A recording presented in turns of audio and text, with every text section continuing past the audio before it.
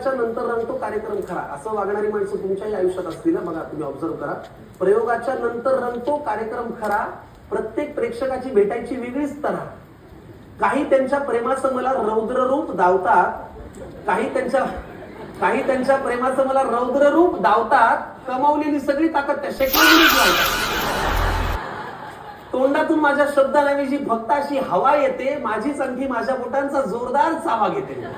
मला त्यांची भीती वाटते जे फोटोसाठी मोबाईल समोर आणतात, मला त्यांची भीती वाटते जे फोटोसाठी मोबाईल समोर आणतात, काढल्या जाणाऱ्या फोटोला एक शेवटचा म्हणतात.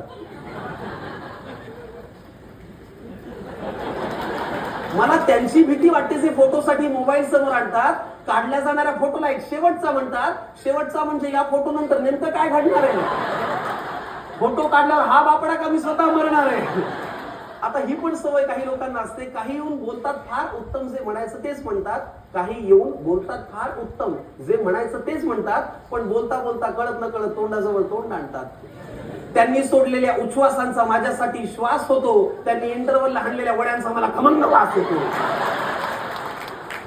काही भेटायला येऊन म्हणतात, सर जवळ या की, ही काय मागणी असते मला कळत. हे मी अनुभवावरून लिहिलंय बरं का. एकदा मी जनरली महिला मंडळी मागे भेटायला आला तर मी असा उभा राहतो, याच्यात काही चूक आहे का. एकदा एक मॅडम मागे आल्या, मी असं उभा राहिलो. मला म्हणे सर फोटो, मी असं उभा राहिलो. मला म्हणे सर असं नाही, अंगावर हात टाका. आता अंगावर हात टाकण्याचा अर्थ काय होतो. मी तरी म्हणलं ताई मी कशाला, तुमचा नवरा सोबत आहे, त्याला सांगा ना अंगावर हात टाकायला. ते त्याच्यापेक्षा येडं होतं. ते मला म्हणे सर मी फोटो काढतो, तुम्ही टाका अंगावर हात. म्हणून गेलं. काही भेटायला येऊन म्हणतात, सर जवळ या की, हे आमचं बाळ आहे, याला तुम्ही कडेवर घ्या की. आता या गुटगुटीत प्रसंगाला मी तोंड कसं द्यायचं. अहो ते तुमच्या कष्टाचं फळ आहे, त्याला मी काय खायचं.